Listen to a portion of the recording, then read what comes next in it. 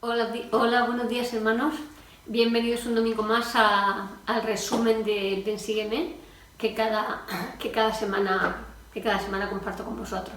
Espero que vosotros por vuestra cuenta, como siempre os digo, también os leáis el Ven Sígueme para que saquéis vuestras propias perlas de esa lectura. Hoy vamos a tratar las secciones 58 y 59 y el título de la clase es Anhelosamente consagrados a una causa buena. El título ya es una preciosidad.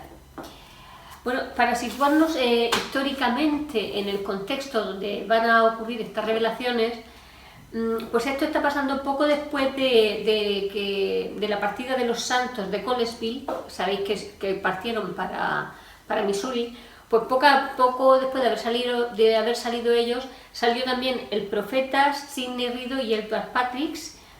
Se dirigieron hacia allí con otros líderes más. La mayor parte del viaje, que duró un mes, la mayor parte del viaje se hizo por tierra, y durante el camino pues ellos iban hablando de sus expectativas, de cómo se imaginaban Sion, de las esperanzas que le esperaban en ese nuevo sitio, ¿no? Donde ellos pensaban que podrían vivir en paz y por mucho tiempo, ¿no? José era muy optimista en lo que iba a pasar allí, ¿no? Y les contó que Oliver Cowdery y los otros misioneros que estuvieron predicando un poco de tiempo atrás en la frontera de los lamanitas, pues Oliver Cowdery le había dicho a José Smith que él creía que por aquel lugar habían hecho un buen trabajo y que cuando ellos llegaran, que habría un asentamiento de miembros importante, ¿no? Entonces el profeta José Smith compartió esto que le había dicho Oliver con estos hermanos que viajaban con él, con Edward Patrick y con Sidney Riddle. Como Oliver le había dicho esto, pues ellos lo que pensaban es que cuando llegaran a Missouri, pues habría un asentamiento de miembros igual que lo había en Kirtland cuando ellos llegaran, ¿no?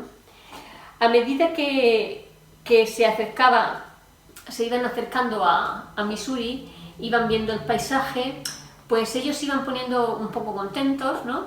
Porque veían pues que había muchas tierras, que los santos con tanto terreno como había se podían esparcir por allí bien y situarse, pero todo eso así a lo lejos, ¿no? Pero cuando se acercaron del todo y vieron lo que allí había, pues como se suele decir aquí, se le cayó el alma a los pies y se sintieron muy decepcionados. Además, alguno de estos élderes que iba por el camino con José Smith, cuando él contó lo que había dicho Oliver Cowdery, se habían tomado eso como una profecía. O sea, pensaban que cuando allí iban a encontrar una gran rama o un gran barrio, un gran asentamiento de miembros, y no fue así. Entonces se decepcionaron porque creyeron que José lo que había dicho era una profecía, pero él no había dicho en ningún momento que eso era una profecía, sino que era algo que le había contado Oliver Cowdery. Entonces, a medida que se acercaban y iban viendo lo que había, pues se desconsolaron. Edward Wood dijo, por ejemplo, pensó que la región le parecía inhóspita y sin explotar. No había casi de nada. Ellos creían de Kirtland, donde ya tenían su tienda, su imprenta, sus casas. Pues aquí no había nada. Habían algunos comercios, algunas casas de troncos, la tierra estaba sin trabajar, con lo cual ellos que ya habían preparado los campos y lo habían cultivado, pues se encontraron con que aquí no había nada. Y que la gente que habitaba esta zona era gente muy tosca, muy ruda, no muy educados, ¿no? Y ellos estaban acostumbrados ya a vivir en un sitio civilizado. Y esto pues no era salvaje, pero le faltaba poco, ¿no? Entonces, como decía, eso sembró en ellos desasosiego. No había casi ningún miembro, aunque Oliver pensó que sí, que habían dejado buenas semillas allí, no fueron fieles y apenas había unos 10 miembros allí cuando ellos llegaron. Y se sintieron engañados por el profeta, porque pensaban que lo que él había dicho de que aquello iba a ser maravilloso sería una revelación. Entonces se sintieron engañados por él, y sobre todo Ezra empezó a dudar de los dones proféticos de José Smith. José, por otro lado, él también estaba decepcionado, porque después de más de un mes, como he dicho, que duró ese viaje, pues se encontraron él también pensaba que se iban a encontrar con una comunidad próspera, que habría un grupo de santos establecido, y no se encontraron en eso. Entonces ahí estaba decepcionado todo el mundo, ¿no? de ver a qué sitio habían llegado. Y es que resultó que el Señor no les había pedido que fueran a Sión, sino que les había pedido que establecieran Sión. Ellos pensaban que iba a un lugar donde ya estaría todo establecido, la tienda, la imprenta, el supermercado, lo que sea, y el Carrefour, y se encontraron con que no había nada de eso y que tenían que empezar de nuevo a trabajar unas tierras que tenían mala pinta, parecían poco productivas, y pues eso, era un desasosiego para ellos. La semana pasada, si recordáis, cuando vimos la sección 57, el Señor ya había designado Missouri como la tierra prometida, había señalado a Independence como el lugar central de Sion, y también habían dedicado el terreno donde en un futuro se dedicaría el templo. Además, él ya le había exhortado a los miembros a que compraran todas las tierras que pudieran por aquella zona, porque es donde realmente ellos se iban a establecer. Una vez que ya sabían dónde se iba a establecer Sion, muchos miembros de la iglesia se dirigieron al profeta para que él le preguntara al Señor cómo podían ellos ayudar al establecimiento de Sion. Y la respuesta que le dio el Señor es la que se encuentra en la sección 58, que es donde vamos a empezar ahora a leer unos versículos. Vamos a empezar leyendo los versículos del 1 a 5, que son muy interesantes y encierran mucha enseñanza. Escuchad, oh el de ti, mi iglesia, y dad oído a mis palabras. Y de mí aprended mi voluntad en cuanto a vosotros, y también concerniente a esta tierra a la cual os he mandado. O sea, aprended cuál es mi voluntad para con vosotros y cuál es mi voluntad para esta tierra a la que os he mandado. Porque si el Señor ya había elegido esa tierra como la tierra prometida, pues ya no había más tierra que buscar. Esa era la tierra, ¿no?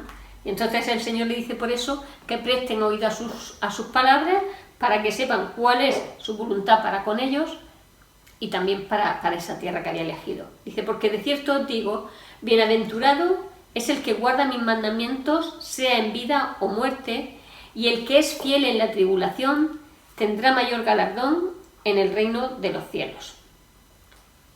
Claro, ¿por qué tendrá mayor galardón en el reino de los cielos el que es fiel en la tribulación? Si nosotros nos va todo muy bien, si no nos falta de nada, estamos sanos nosotros y nuestra familia, tenemos trabajo, vamos sobrados de dinero, no tenemos nada de qué preocuparnos, pues como que es más fácil obedecer al Señor, ¿no? Y si te viene una prueba, pues como no te falta de nada, ni tienes un sufrimiento ya añadido, pues es más fácil pasar esa prueba que si estás en tiempo de tribulación. Entonces por eso dice el Señor, el que es fiel en la tribulación tendrá mayor galardón en el reino de los cielos. Porque en las tribulaciones es donde realmente demostramos de qué material estamos hechos. Si estamos hechos de buena madera o de mala madera. Si estamos hechos de buen cemento o de mal cemento. Entonces es ahí, esa es la tribulación donde nos demostramos. Y si tenemos pruebas, si tenemos dificultades, si lo estamos pasando mal y aún así somos fieles en esas tribulaciones, pues dice el Señor que mayor será el galardón. Seguimos leyendo y dice en el 3. Por lo pronto no podéis ver con vuestros ojos naturales el designio de vuestro Dios concerniente a las cosas que vendrán más adelante, ni la gloria que seguirá después de mucha tribulación. Le dice, por lo pronto, para empezar, vosotros no podéis ver con vuestros ojos lo que Dios ve, porque Dios tiene un atributo como Dios que es la presciencia. La presciencia es la capacidad para ver el futuro, cosas que aún no han pasado.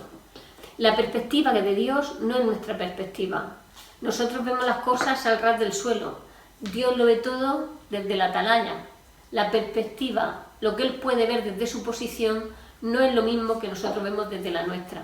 Por eso tenemos que confiar en el Señor, porque por su presciencia Él sabe el futuro, Él sabe cómo van a estar las cosas. Entonces, dice, por lo pronto no podéis ver las cosas con los ojos naturales, cuál es el designio de Dios. Entonces no podemos juzgar a esa tierra porque no podemos saber lo que Dios sabe. Y dice en el 4, porque tras mucha tribulación vienen las bendiciones. Por tanto, viene el día en que seréis coronados con mucha gloria. La hora no es aún, mas está cerca. La hora no es aún, mas está cerca. Entonces, después de como decimos aquí también, después de la tempestad siempre llega la calma. Y después de la lluvia siempre sale el sol. Entonces, después de las tribulaciones, pues también llegan las bendiciones. Por eso tenemos que ser fieles en las tribulaciones y recordar que las bendiciones vienen siempre después. No sabemos cuándo, porque el tiempo del Señor no es nuestro tiempo. Él ve las cosas de una manera distinta a como nosotros las vemos, pero siempre después de la tribulación viene la bendición. La tribulación nos provee de oportunidades. Dice, nos provee de oportunidades de progreso espiritual y desarrollo del carácter.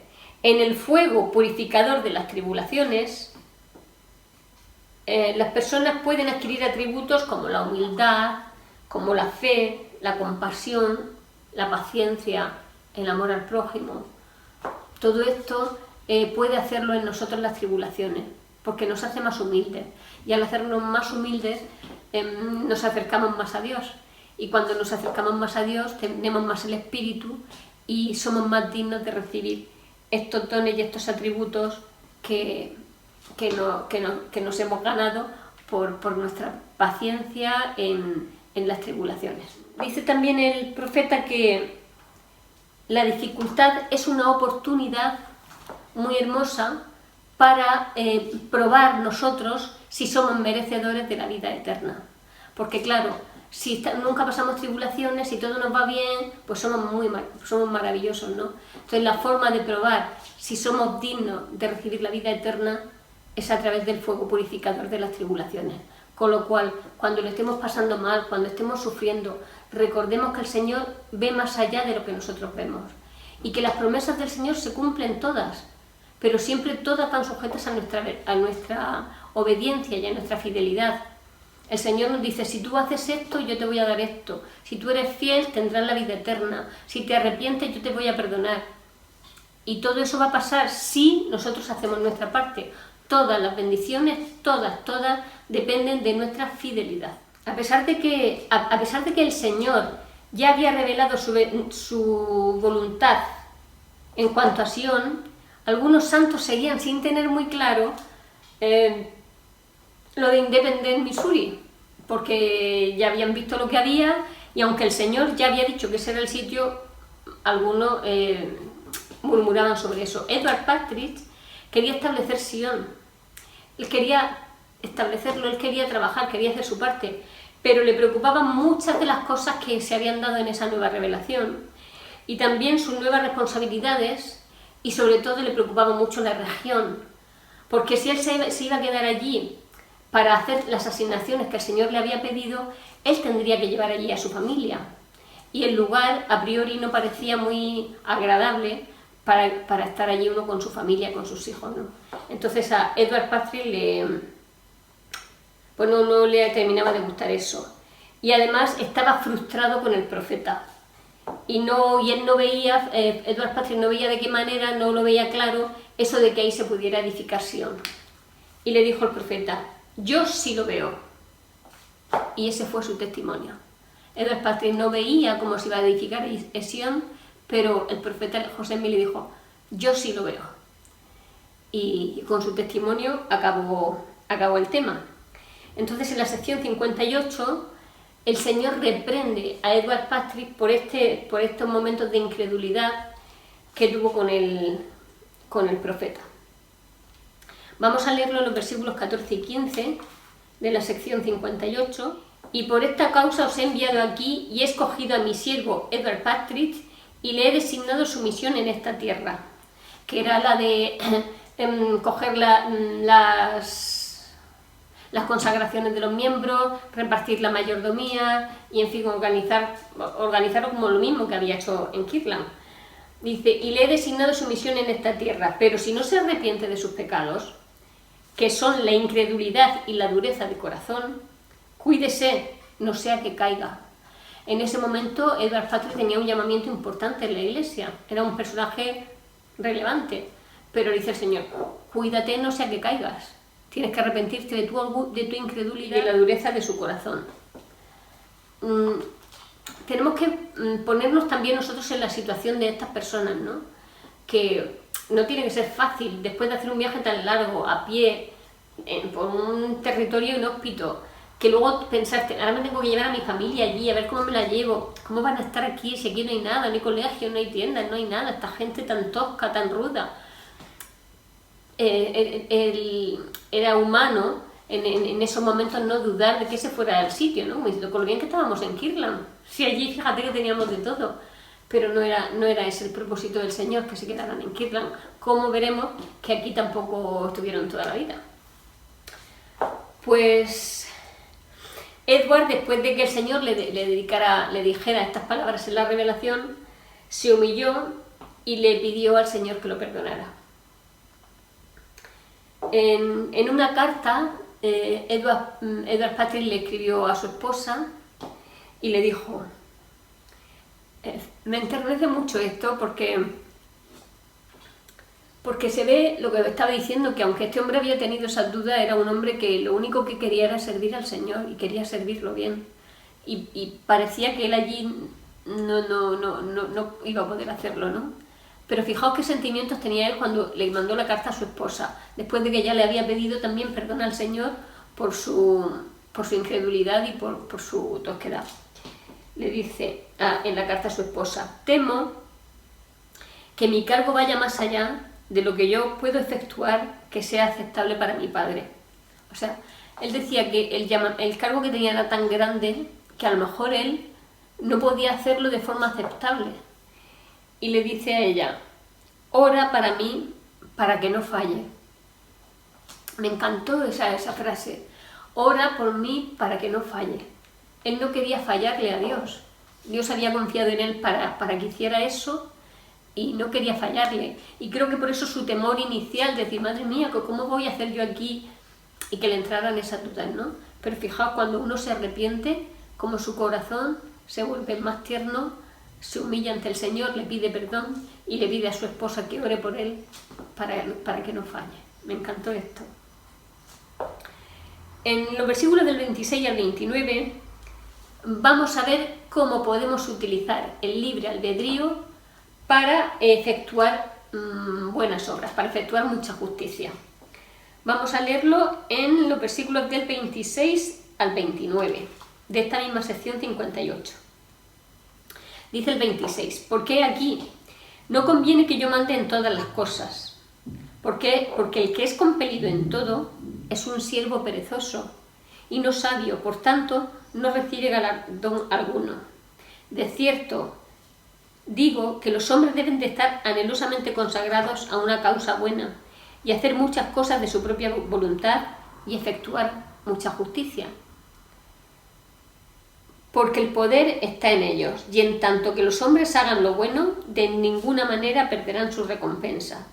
Y dice en el 29, mas el que no hace nada hasta que se le mande, y recibe un mandamiento con corazón dudoso y lo cumple desidiosamente, ya es condenado.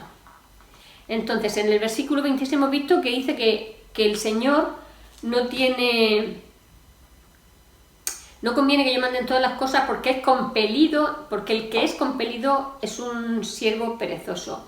La palabra compelir significa obligar o empujar a hacer algo.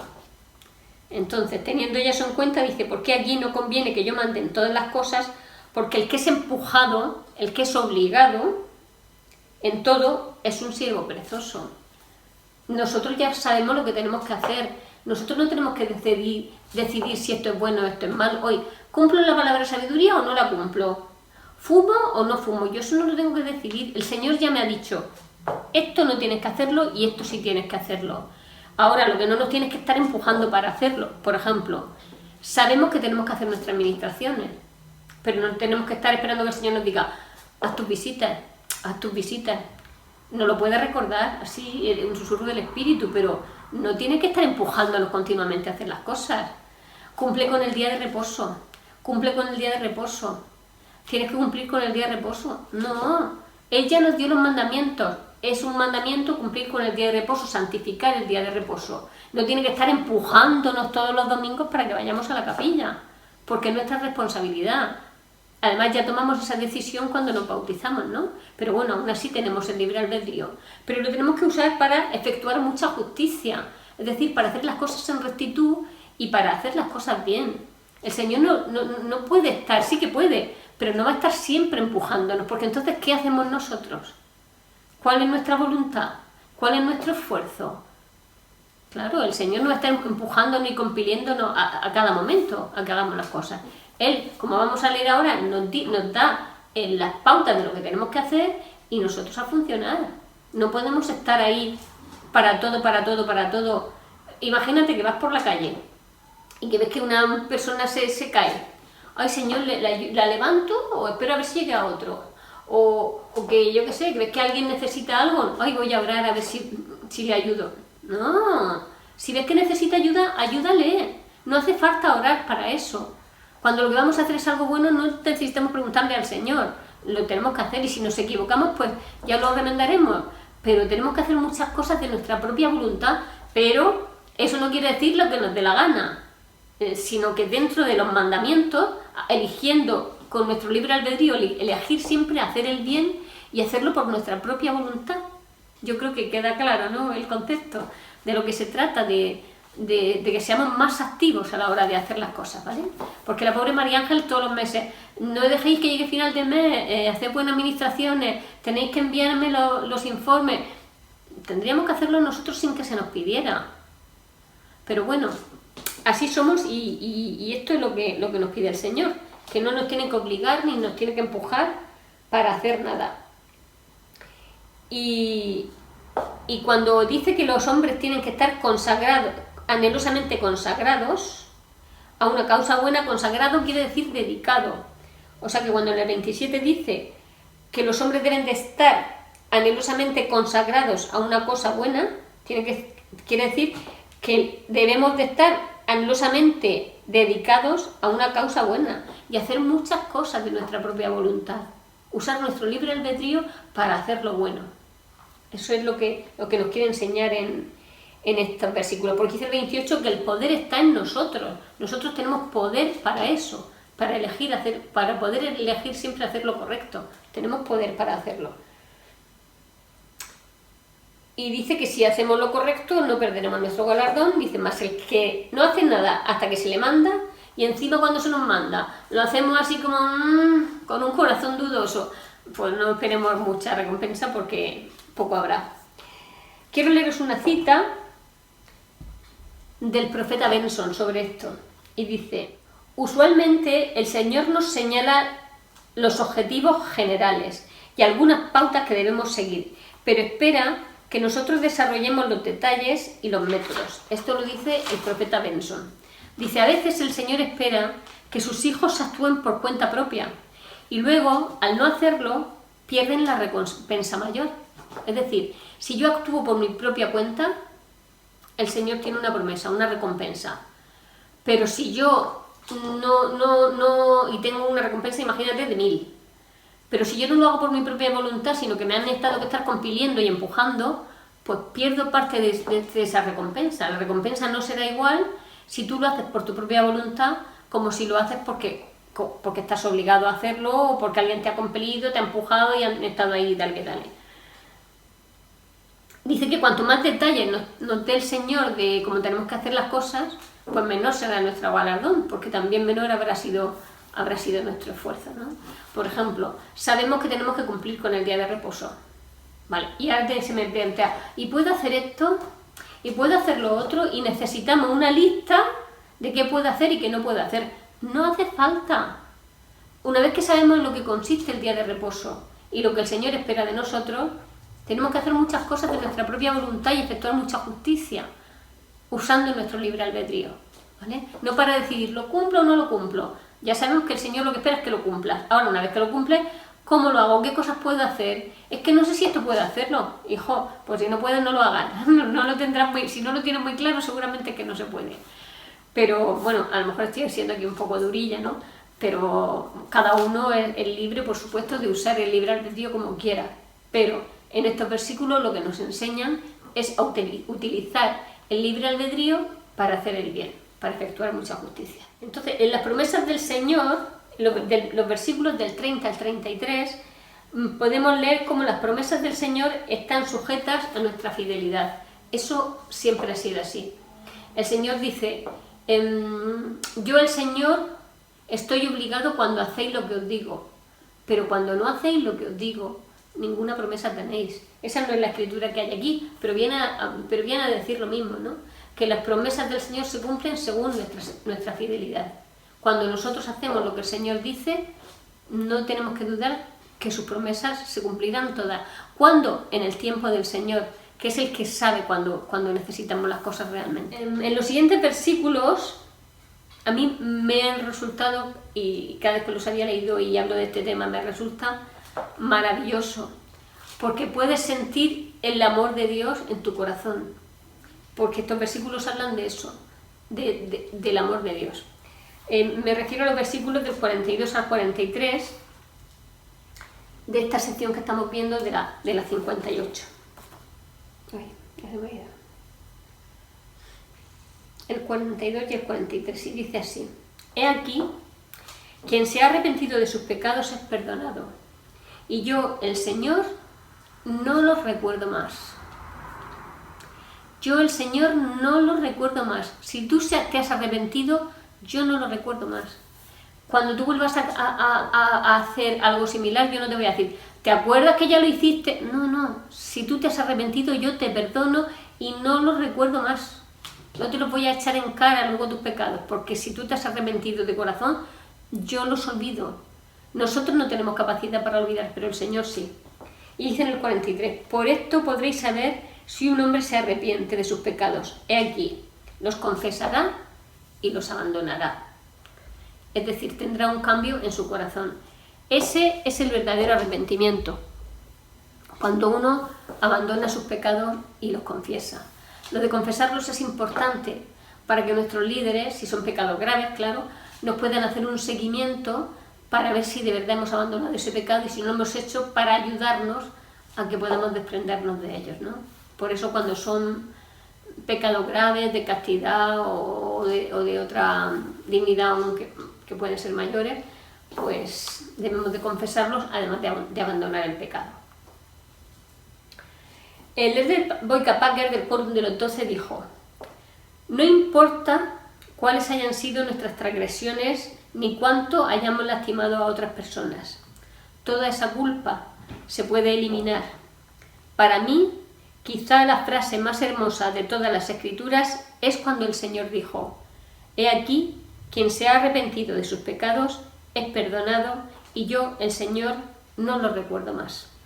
Esa es la promesa del Evangelio de Jesucristo y esa es la promesa de la expiación, que cuando nosotros nos arrepentimos, el Señor olvida nuestros pecados y no los recuerda más. Pero, ¿cómo podemos saber realmente si nos hemos arrepentido y realmente si el Señor nos ha perdonado?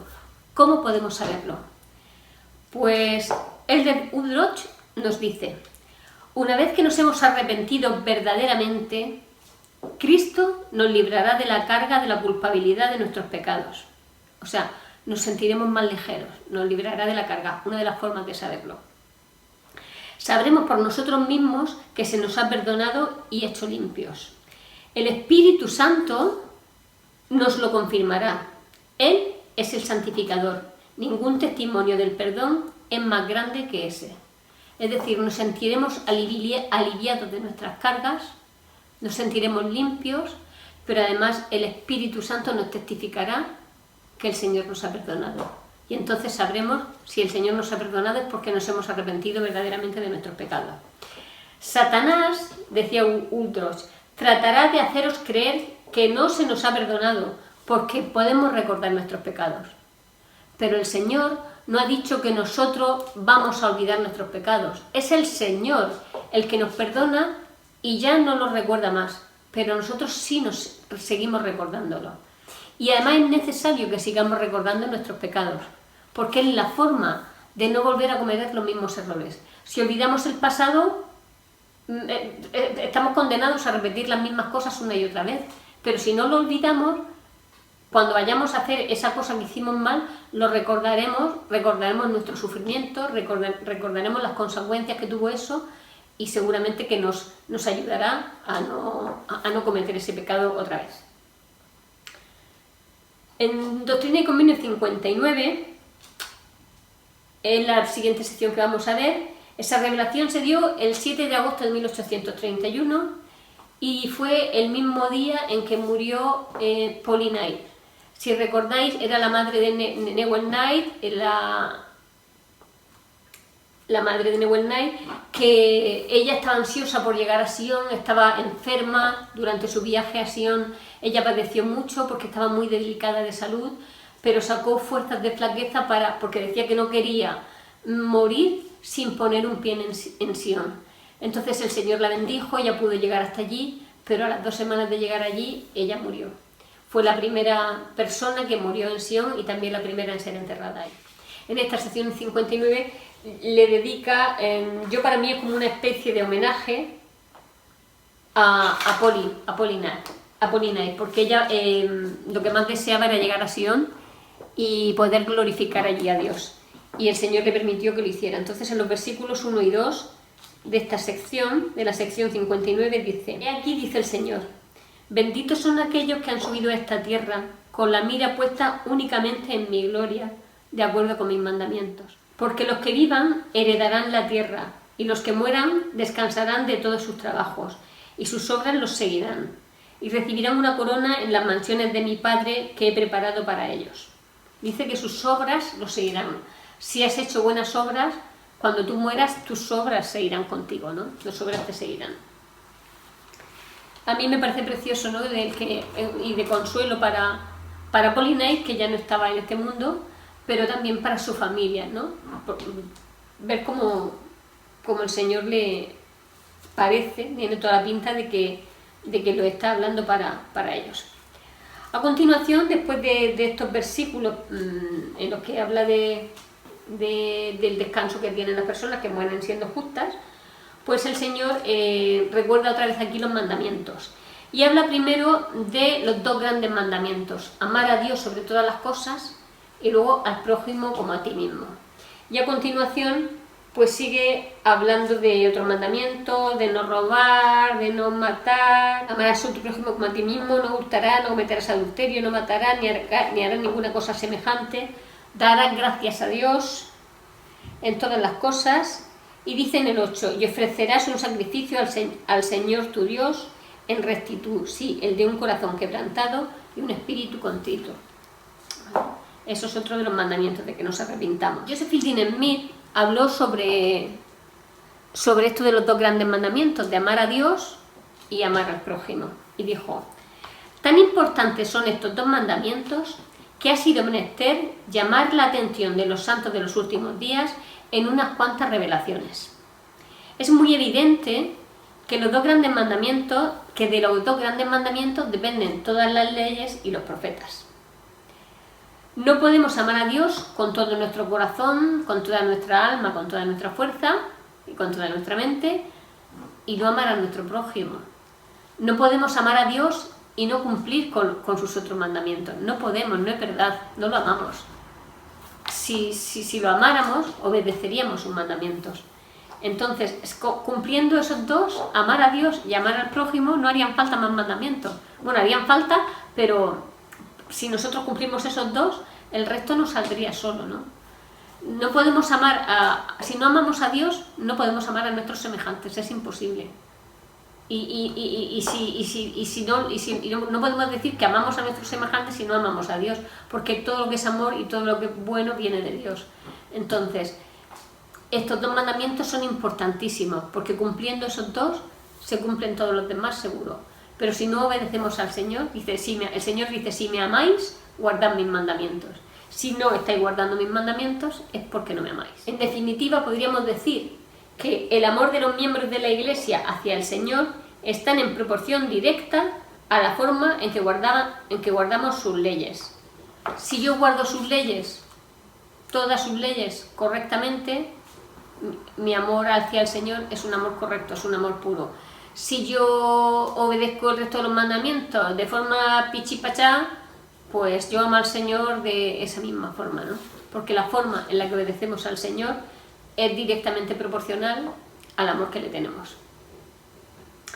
Luego en los versículos 8 y 9, y con esto cuando vamos a leer el 8, el 9 y el 11, terminamos. Vamos a ver en el 8, dice: ofrecerás un sacrificio al Señor tu Dios en rectitud, sí, el de un corazón quebrantado y un espíritu contrito. Ofrecer un sacrificio al Señor en rectitud significa que no podemos estar sin arrepentirnos de nuestros pecados, estar con un corazón impuro y ofrecer un sacrificio al Señor. Para eso tenemos que ser rectos. Entonces dice que ofrecerás un sacrificio al Señor tu Dios en rectitud, sí, el de un corazón quebrantado y un espíritu contrito. Ese es el sacrificio que espera que le demos. Dice en el 9: y para que más íntegramente te conserves sin mancha en el mundo, irás a la casa de oración y ofrecerás tus sacramentos en mi día santo. Varias cosas interesantes aquí. Dice que para que más íntegramente sin mancha te conserves del mundo. Nos está diciendo que si santificamos el día de reposo, si vamos el domingo a la iglesia, nos podemos conservar sin mancha del mundo. Y es curioso porque la mayoría de las veces, cuando alguien se inactiva, suele empezar por fallar en el cumplimiento del día de reposo. Es que hoy no puedo ir a la iglesia, es que no sé cuánto, empiezas a fallar y al final te inactiva. Y todo empieza por ahí. A lo mejor estás leyendo en tu casa las escrituras, puede ser. A lo mejor estás pagando tus diezmos, puede ser, pero estás fallando en el día de reposo. Y cuando se incumple el día de reposo, si se convierte eso en una costumbre, es el principio del fin. Por eso dice el Señor que para que más íntegramente nos conservemos sin mancha del mundo, santifiquemos el día de reposo.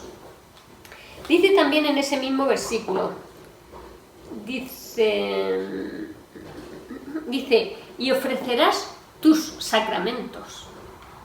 En el día de reposo, lo que yo tomo son los sacramentos de Dios, los sacramentos de Jesucristo, que es el pan y el agua, que simbolizan, es una parte externa de la expiación de Jesucristo y simbolizan su cuerpo y su sangre que padeció por nosotros, ¿no? La sangre que él derramó por nuestra culpa y lo que él padeció en su cuerpo. Pero aquí dice que ofreceremos nuestros sacramentos. Sacramento viene del griego sacramentum, que significa el modo sagrado. Entonces, si dice el Señor que en ese día ofreceremos nuestros sacramentos, querrá decir que nosotros ese día, el domingo, en la iglesia, estaremos de la forma más sagrada, en modo sagrado. Imagínate que me puedo poner en modo sagrado y en modo pecador. Pues entonces el modo sagrado es el que yo tengo que ofrecer en el día santo al Señor, mi sacramento, todo hacerlo de forma sagrada. Yo no puedo estar, yo no puedo estar en una reunión sacramental mientras se reparte la Santa Cena y yo en otras cosas, que si con mi móvil, que si hablando con que si riéndome de algo que me cuentan. Por eso hay un versículo por aquí también que dice en esta sección que sin risas excesivas, porque eso es pecado. No es que sea pecado. El Señor quiere que los miembros de la iglesia sean alegres, sean felices y que vayamos con semblantes alegres, pero hay un tiempo para todo. Entonces, yo me ofrezco mi sacramento de estar sagrada, de hacer sagrado mi comportamiento en el día de reposo, respetar esa reunión que es sagrada.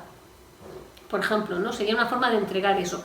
Luego dice que en nuestros sacramentos lo ofrezcamos, es decir, lo nuestro, el modo sagrado, lo tengamos el domingo en la capilla, pero nuestros votos, que son las promesas que le hacemos al Señor, todos los días. O sea, nuestro modo sagrado se lo ofrecemos en el día de reposo, pero nuestros votos todos los días. Un voto no es el de la urna, este voto es una promesa solemne que se hacen al Señor y que, según dice aquí, tendríamos que hacerle todos los días. Todos los días le debemos de hacer promesas al Señor y cumplir nuestras promesas. Todos los días cumplir nuestras promesas al Señor. En el versículo 9 dice que nos conservaremos sin mancha del mundo. Y para conservarnos sin mancha hemos visto que tenemos que santificar el día de reposo, porque por ahí empiezan los inactivos. Y luego en el versículo 11, como ya hemos dicho, dice: sin embargo, tus votos se ofrecerán en rectitud todos los días y en todo tiempo. Y repito otra vez que el voto son esas promesas sagradas que le hacemos al Señor y que tenemos que cumplirlas a diario, no los domingos. Hermanos, hasta aquí la clase de hoy. Espero que la hayáis disfrutado, vuestra lectura y vuestro estudio en casa. A mí me ha encantado, son unos principios muy claros los que hemos tenido esta semana, de usar el libre albedrío para hacer buenas obras, que no seamos compelidos por el Señor en todo, que no nos tenga que empujar, sino que lo hagamos por nosotros mismos, que si nosotros nos arrepentimos el Señor nos perdona y olvida nuestros pecados, y que debemos de santificar el día de reposo para que más íntegramente nos conservemos sin mancha en el mundo. En el nombre de Jesucristo, amén.